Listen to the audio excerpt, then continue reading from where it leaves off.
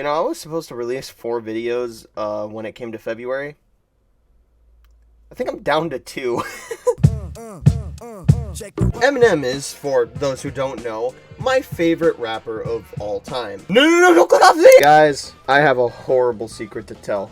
My favorite rapper is Eminem. No, click off the video!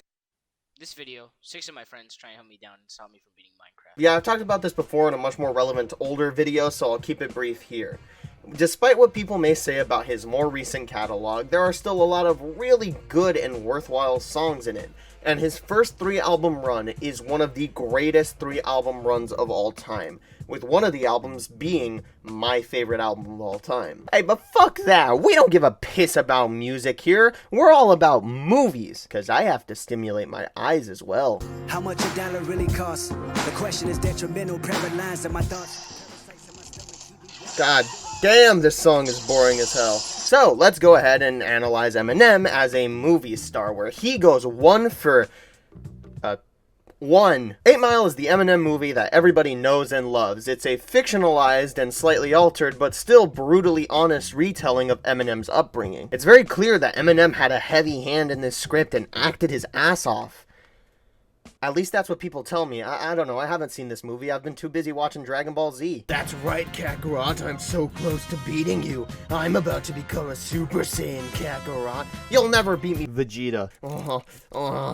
Yeah, even being the massive Eminem fan that I had, I've just never felt the need to watch this movie. If I had to take a guess, I guess I already get the life story from his music, so I don't really need to experience that in film form, but maybe I'll watch it another day. But it's important to note the success of 8 Mile because it definitely did prove to studio executives that this battle rap shit might be a hit with the kids. So cut to January of 2018, where YouTube's premium platform, YouTube Red, is consistently trying and failing to not look like a joke. PewDiePie just launched his original series, which is for paying YouTube Red customers only. This has caused a huge uproar in the YouTube community when they announce a little film by the name of Bodied. It's a movie about awesome battle rappers, and it's made by Eminem?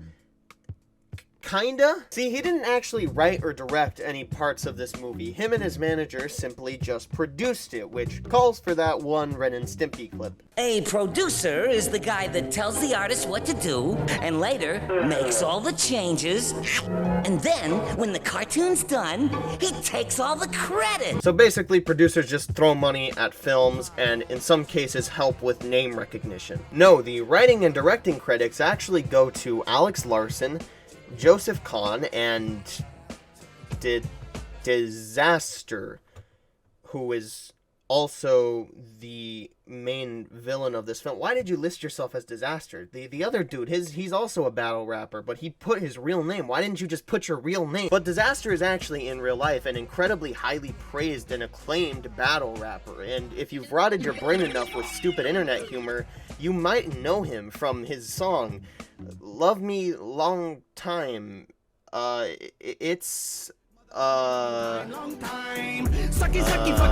In case you were wondering, yes, this was made to diss an Asian rapper. And boy, let me tell you, I was not surprised to find this out after watching this movie. Battler to my right, introduce yourself! I respect you and your culture greatly. And with all that being said, did this movie finally turn YouTube Red from a joke into an actual competitor within the streaming service wars and dethrone 8 Mile as the best movie about battle raps in the history of the universe?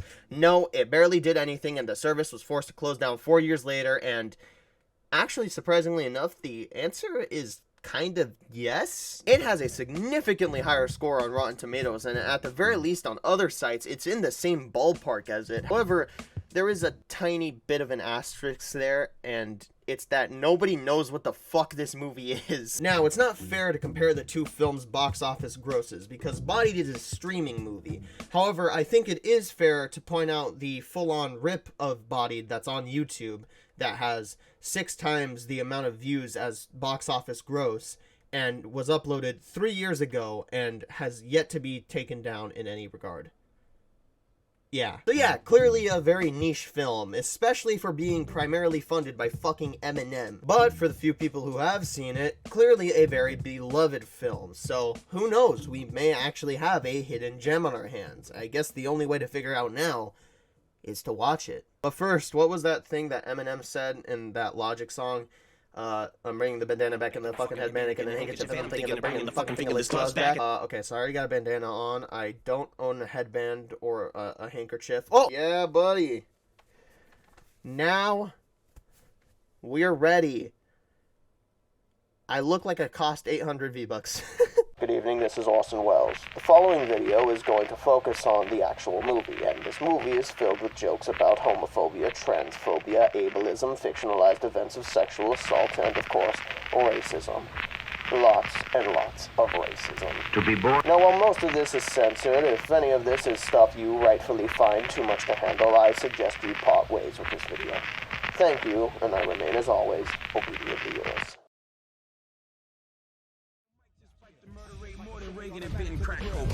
So if you ain't with that, turn this shit off and suck a dick. Now, I could make fun of this ridiculous ass intro, say it's something I could make myself, but the movie literally just started, so I don't want to make fun of how it looks just yet. Body rips the band-aid off pretty quick by immediately opening on a rap battle. And for those of you who are wondering, yes, the guy in blue is Charlemagne the God. You know, the dude who sniffed J-Lo's chair. Is it there? Is it here?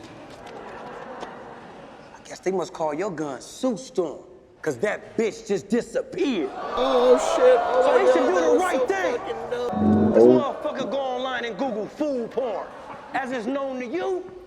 It's so stupid. That's stupid. While this battle is raging on, we're introduced to Adam while he explains and describes battle rap culture to his girlfriend Maya. Now, normally I would save criticism like this for the very end, but since the movie doesn't really waste any time trying to hide it, I won't either, because from the very first second she is introduced, it is incredibly clear what kind of character she is and what the movie wants you to think of her. Oh, okay, I get it. So the defining characteristic of a bar is just how much gross misogyny you can cram into one sentence. Don't worry, it's all an act. I don't think Extract even has kids. It's all for the sake of wordplay. Puns about hating women. Aww. Shut the fuck up. Adam goes up to the winner of the battle, a rapper named Ben Grimm, and begins asking him questions about his thesis. The use of the N-word in battle rap. I'm interested in how the N-word can be used as an intensifier for both comedic and intimidatory effect, or in some cases as a rhythmic flourish to hit. Can't you just like ask him about flow or something? Maybe just like how to crush it in a cipher. But Ben decides to help him out anyway because he's just a nice guy. If you really want a nigga pass, the best bet, move back to New York. Claim you about a quarter Spanish. Maybe an eighth. Do not do this. You will get your ass kicked.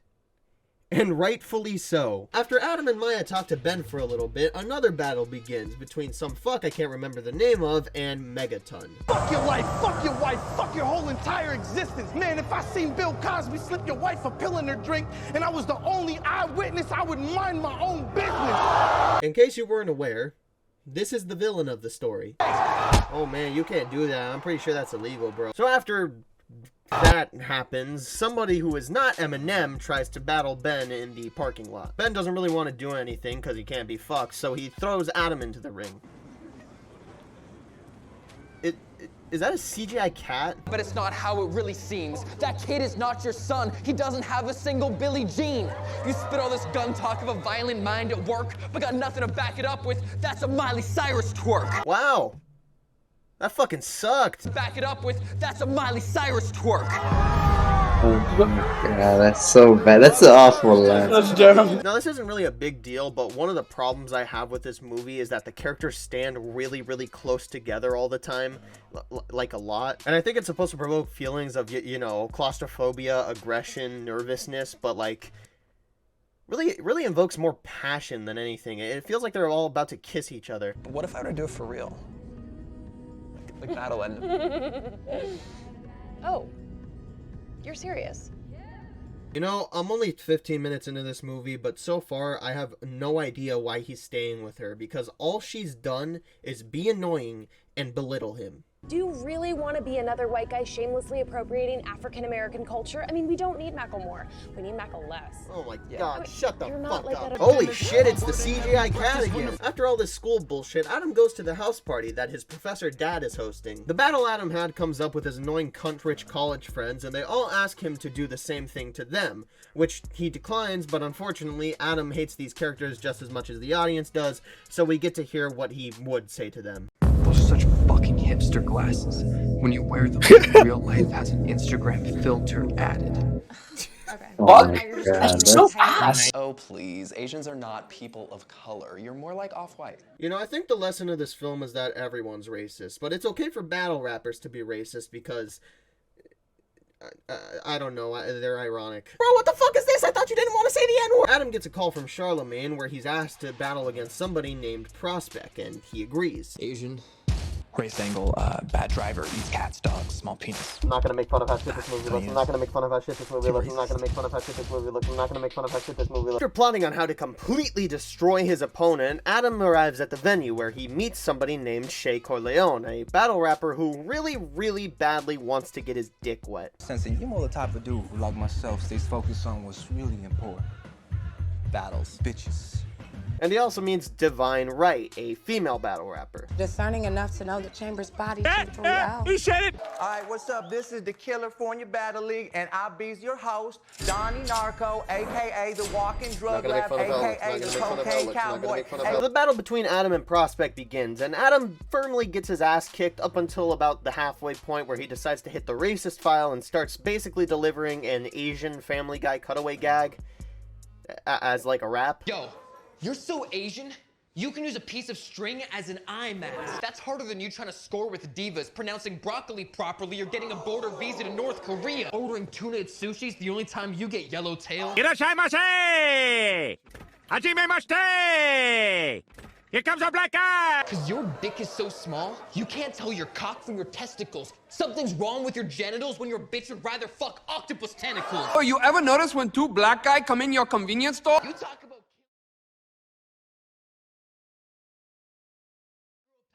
stop pretending the real bodies. Racism. Not good. So Adam cleans house and has a nice talk with Prospect afterwards, but then Maya uses her jackass senses, I'm assuming, so that she can sense out the fact that Adam is enjoying himself, so she calls him and he leaves. Later on the next day, Adam talks to Ben Grimm via Skype in the library because Maya won't let him communicate with battle rappers. Adam, why are you still with her? Word versus... Come on, bro. You really gonna hit me with that N-word shit like that? Are we doing this? Seriously? Just say my nigga. Okay, we're gonna do this. Oh my god. What I've noticed is the difference between using a possessive pronoun, like mine.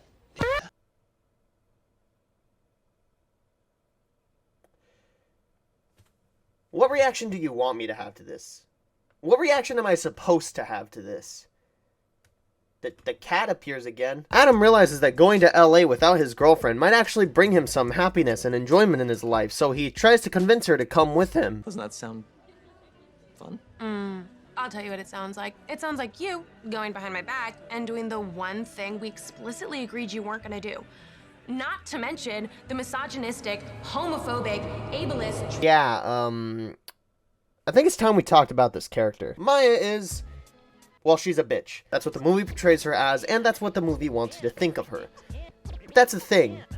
The movie really wants you to think of her like this. Maya, and all her friends for that matter, feel like the result of somebody who hates SJWs writing an SJW character, but really, it's just a front for them to vent about their frustrations with the type of person, and that hinders the story, like, a lot more than you'd think. Like the aforementioned dinner scene, there's actually some pretty good subtext in that scene that deep down, people who are usually this aggressively progressive are actually terrible people. However, this is being told to me by the sock puppet strawman argument characters, so I don't care. And it's especially grating because Maya is really important to this story, and Adam constantly gets pushed around by her, and it is so goddamn pathetic. The movie lets us know that Adam is inevitably going to be dumped, and when it does happen, they expect us to feel bad for him, but like, you've only ever shown us scenes of her shitting on him, so you kind of made it hard to care. Now, jumping back into the plot, I do think it's pretty clever that Adam convinces Maya to come with him in terms that she would understand.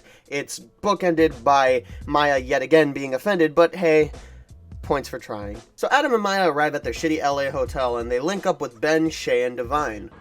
Was the sound effect really necessary? They arrive at the venue and then they come to realize that they're actually up against a bunch of stupid gimmick rappers. Not gonna make fun of college, not gonna make fun of college, not gonna make fun of college. Oh, also Megaton is here and he kills a little kid. After the battles, there's an actually pretty funny scene at the bar.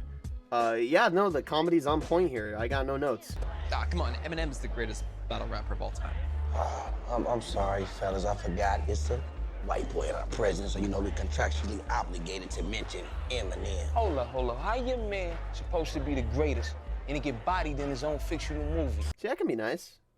Yeah, I can be nice to things. Anyway, Maya dumps Adam because she hates fun, and they all go to the sushi restaurant that Prospect works at. There ain't enough Japanese to keep up with how much white people love this shit. Half of the sushi joints here are owned by Koreans. We just pretend to be Japanese. Y'all too ignorant to know the difference. Is that true?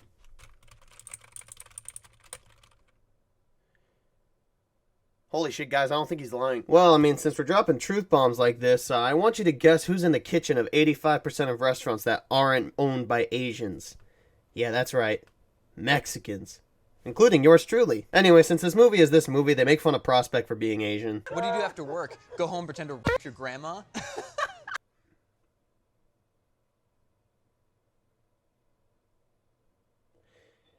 I showed you this clip because I simply have no words. I can give no reaction to it other than the fact that they teased and alluded to this in the beginning. Loves his grandma. They had the fucking foresight to plan an Asian joke. What? So yeah, Shay gets kicked in the face by Prospect Sensei and they leave. Yeah, let me hit him. So they go to Megaton's Rager, where Adam, Divine, and Prospect have a nice talk about how stereotypes are played to their advantage and what they can do to combat it and come out on top in a battle, and it's actually a pretty good conversation. I don't even know this bitch's name, but she's a fucking smoke show, and she's all over me. I'm about to smash for real. God fucking damn it. You know, if Maya wasn't in this movie, I think Shay would easily be the worst character. He's annoying, stupid, I had to constantly look up his name because he's such a non-presence, and his only character trait is that he wants to get laid. It's just, like, he sucks all around. And no, the reasoning of he's supposed to be the annoying character does not make it any better. Movie. Speaking of which, turns out that girl that Shay plans on... Fucking so hard. Her teenage daughter's gonna get pregnant in the future. Oh my fucking god. Yeah, it turns out she's Megaton's girlfriend, and when Megaton finds out about this, he threatens them at gunpoint to a rap battle. You know, there was a pretty grave risk there, but I'm glad all of y'all were able to make it out alive. I'm sorry. A rap battle? Wait, I'm sorry, what? No, I'm over here pissing my pants. That actually might be literal. Thinking I'm surrounded by straight up gangsters packing heat about to blow my brains all over this lovely interior decor. Adam, what the fuck are you talking about? So Adam gets really confrontational for almost no reason and nearly gets them all killed before Ben basically drags him out of the place. And on that ride home, Ben actually starts having a panic attack, and so they pull over and he decides to lecture Adam. Look, I know what you thought. You think I need a white boy to tell me what he thought of me? Battle rap is not boxing. It's a street fight. You won't just get your jaw broke. You got someone right in your face trying to tear you apart. Your job, your girl, dick pics you sent in high school. It's fair game. That's why I keep my private business actually private. And I never use personals on my opponent neither. Okay. So why is he telling him this? Now the racism stuff, that makes sense, but in context to what we've just seen, this I don't use personals in rap battles garbage comes out of completely nowhere. Anyway, Adam visits Ben's house and then he meets his wife and sick daughter. This is immediately after that I don't use personal speech, so connect the dots as to what will happen in the next... Holy shit, there's still 53 minutes of this movie left? Alright, that's a great reference, I'll give you that. So Ben's wife verbally assaults Adam, and it's like, come on, you don't even know this guy, and the only thing that he's done while he's in your house is help your sick daughter. Adam only really starts to fuck up within this conversation after Ben's wife instigates. So, Adam, what do? I mean, besides appropriate black culture for your livelihood. Who the fuck starts a conversation like that? I just sat down. I think the scene would be greatly, and I do mean greatly improved, if that first line wasn't here. Because this is actually a pretty good deconstruction of Adam's racism, and I'm curious to see where the movie will take it this point on. Video game design, how did you get into that? I stabbed a video game designer and took his laptop. Really? What's wrong with you? I went to college. Due to the fact that he's for some reason still sad that he lost his girlfriend and is literally homeless, Adam decides that he is finally done with battle rapping. After Twitter Incarnate exposes Adam's out-of-context battle rap clips to the entire school, Adam decides to come back to battle rapping. Oh, and also he gets expelled because he called a black person the N-word, and this concludes the Adam racism arc. I'm being serious. Let's go ahead and talk about this. The movie starts really ramping up on implying that Adam is a scumbag who's internally racist and how that racism is becoming more and more of a problem. But honestly, he's at his most racist in the first rap battle against Prospect, and he never really gets that bad again. The rest of the time, people are just telling him that he's a racist, and Adam just feels like he's being misunderstood. And honestly, yeah, a lot of the times he is actually being misunderstood.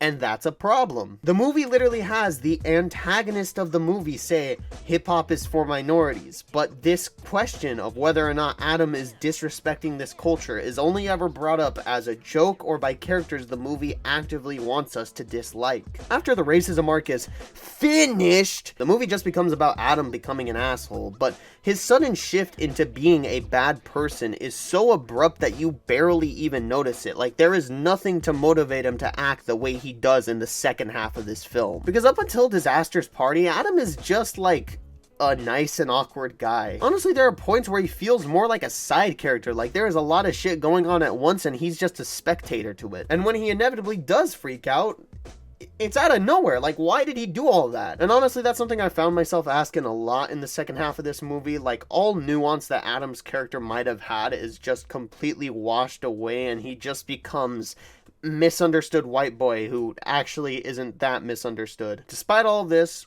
we have finally reached the battle rap where the entire third act of the movie will take place. Which leads me to my final and most damning point. This movie has a lot of battle raps. Now, I understand that they may sound like a stupid thing to complain about on paper. How can a battle rap movie having a lot of battle raps be a bad thing? Well, it's because battle rap is really cringe. These people will come up with all sorts of really aggressively forced references and really cringe bars that, when taken out of the context of being off the dome in front of an audience of people, just completely fall apart. Okay, Johnny, this the part of the night where you get grounded. You was looking for that top tier smoke, and you found it. Right now, your head is about to get mounted. Leave your corpse with them, because this the end of the road.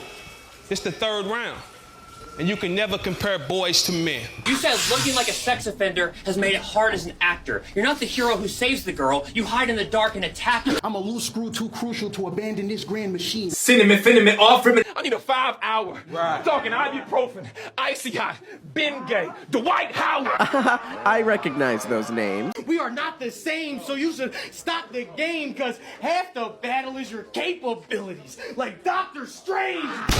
I gave you the torch. You came back with burnt hands because you couldn't handle heat. Shit was sad. Shit was sad to see. Go. Shit was sad to see. You niggas couldn't live with your own failure. And where did that bring you? Back to me. See, I like that he seems to hesitate here. Shit was sad to see. Go. Shit was sad to see. He's trying to find a way out of this lyric and he can't think of one. I'm never paying my taxes. I'm never paying my taxes. I'm never paying my taxes. I came in this game, made noise, woke niggas up early. I am a rooster. That's why marketing matters. What parts were you after? Ezra Miller starred in The Flash. You look like Ezra Miller if he starred in The Flasher. We shoot it till it click, but you can still smell that toy odor before I let that can read. Now, even with all that said and explained, there is still a lot of value to be found within traditional battle rap like this. When it's within its given context, it can be amazing. which is why Bodied is so painful. When it comes to the battle rap in this movie, I just personally cannot bring it upon myself to draw the distinction between real life and fiction. That may be a personal thing, but it absolutely affects my enjoyment of this movie. Because the fact that I know that these bars were pre-written makes the fact that they are corny significantly less excusable. Like I said, it just feels like a bad racist Family Guy joke, so you know what? Let's just full-on compare the two. Family Guy, and I know I'm not the first person to have this opinion, is at its best when the jokes prioritize being clever, and it's at its worst when the jokes prioritize being edgy, and Bodied is no different. But if Family Guy was in its prime in the first, I don't know, 4 seasons and slowly got worse as it went on, then Bodied is like on the level of season 20. These bars are just so weak, man. Like, this is Prospect's first line. Yo! Who the fuck set me up with this little homo? Are you fucking serious? There is all sorts of crap like this in every single one of these bars, such as... You're suffering from I want to be Down syndrome. And also Down syndrome. You kind of look like one of them YouTube kids on Ellen DeGeneres when she feeling hella generous. You a comedian, like John Belushi, Chris Farley, Robin Williams. If you haven't figured it out by now, save us all some time and kill yourself right now. What's even funnier than this, there are bars and actual just straight up rappers and rap characters that are meant to be significantly worse than the main characters, but you never notice it because all of the rapping is like on the exact same level. Like, it took me until I was writing this to notice that Shay was actually supposed to be like a straight up joke character. Like, his bars were not meant to be good at all, but they were all on the same level as a rapper who was supposed to be at the tip top of the mountain. Something else I noticed on rewatch was that a significant chunk of the lines just straight up didn't rhyme. How the fuck is this white nerd gonna outsmart this Asian? What the fuck are you doing? You seen Virginia Tech, we're even better at school shootings. And like, I don't know, man, that's a really bad flaw to have, especially when you're trying to make these characters look witty and badass, and it's especially hindered by the fact that I can't hold it in anymore, guys. This movie looks so ass. It's edited like a YouTube video, which, I mean, I guess makes sense given the streaming service that it was on. But it's just cut weird. Like, it looks wrong. And all of the visualizers they put up to signify what they're rapping about look so fucking corny. Boy, you look mad fake, like them high frame rate TV. That's so cool. The CGI is so awful. Like, that CGI cat that they keep pulling up is so bad looking. As a matter of fact, every single non-human creature that's in here is CGI. Like, what's the point? There's this intense shake thing that they play over a rapper when they're dropping some serious bars, and it just looks awful. I know your girl, and I'm pimping the thot. It's a reverse slavery shit. I put your bitch on the block. And also, half the time when the white text that indicates a battle pops up, it pops up on an already white background and it's unreadable. And also, it just appears. Like, come on, even I know that if you're gonna have it appear like that, you gotta match it to the cut. So I've basically just laid out all the reasons as to why this movie does not work for me, and we still have 40 minutes left. Oh my god. So I'm just gonna go ahead and speedrun this final chunk real quick, since it's basically just one big rap battle. So the event kicks off with a battle between Prospect and Divine, and they do the 8 Mile thing and diss themselves, and this is actually a pretty good payoff from that scene in Disaster's house, so I won't make fun of it. I like the joke that is sensei. Oh, he died. Wait, for real? Yeah, you got in another fight at the restaurant and one dude pulled a knife out. Roundhouse like 4 dudes before he dropped out, went out like a G. No respect. Dope battle anyway. Soccer player / commentator, La Bamba singer, shouts out to all the Spanish Armada raiders that came through your fucking crib and took your mom and...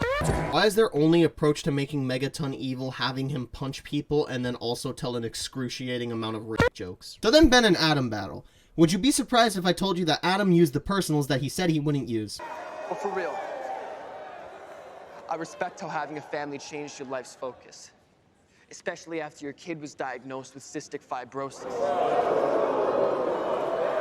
That's why you did this battle, to pay for her care with the funds. So you're putting food in her plate. Too bad you can't put air in her lungs! That was really bad. You know, I've been waiting to use that Smiling Friends clip this entire video. I don't think I'm gonna get a better chance than this. So then Adam just gets mad at these two extras who were in one of the earlier scenes because he was dissing Ben's daughter and only he's allowed to do that because he's battling or some shit. So then he joins Ben's side and they both do a duo battle. Now I would say that this is a cool idea, but this is like genuinely the worst battle in this entire movie.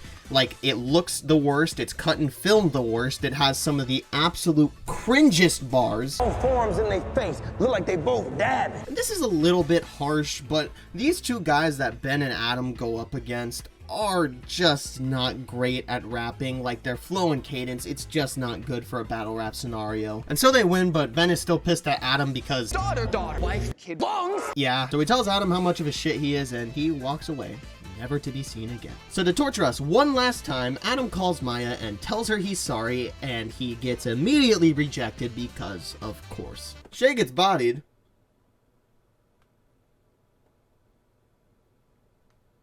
In his battle, so Megaton starts throwing strays at literally everyone and anyone, including Adam. So Adam gets up there, raps his ass off. At least the movie wants you to think that he raps his ass off. Because you were a terrorist, martyr, Arabic scholar preparing for Allah that you can't be served?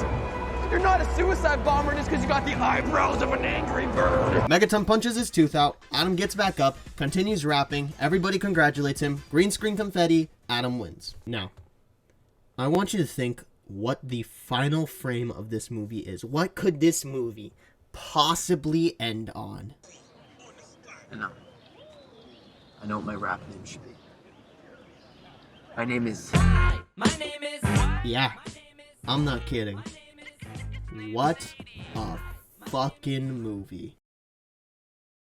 In case it was clear, I did not like this film. But, if I had to give it one thing, I can see why people would like it, because underneath all the messiness and mountains of cringe, there's a decent movie in here about how a guy who's doing what he loves goes on a downward spiral. I think this is actually one of the rare cases where making this movie actually made me like the movie more, but for me, the actual heart and soul of the film is bogged down for a myriad of reasons. And actually, this was a thought that I had while writing, but I feel like if they switched the Prospect and Freddy Hustle battles, this movie would flow a lot better. Because Adam doesn't really say or do anything that bad in the latter battle, and he kind of just becomes a worse person because the story needs him to. I think having him realize that he needed to delve into more deplorable depths for his lines in order for people to like him more, plus giving Maya a better reason to leave him, would have worked a lot better. But hey, I'm not a movie director or a screenwriter.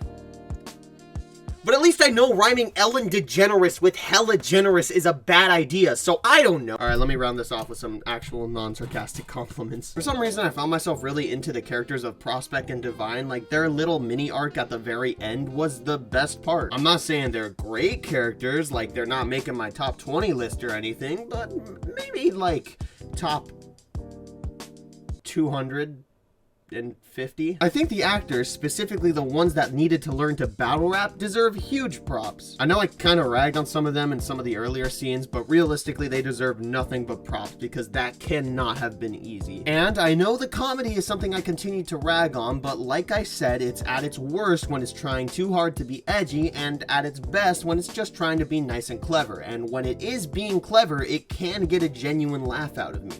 No matter what, I'm gonna get the bitch bars, and you gonna get the Asian bars, and this kid, I always get the white-ass nerd bars. Not really a nerd, though. Yeah, never mind. Like I said earlier, this is one of the rare instances where writing the script actually made me like the movie more, which is interesting. That's never happened before. With all that said, done and considered, however, I'm still not very warm on this film, and if I had to give it a one-sentence review, I'd say not for me. 4.5. That's all for this video. Like and subscribe or I'll force you to wear these homeless gloves. Subscribe to the second channel. I'm hoping to do more with that soon. Follow the Twitter. And I got nothing funny to say for this one. So that's all. And go fuck yourself.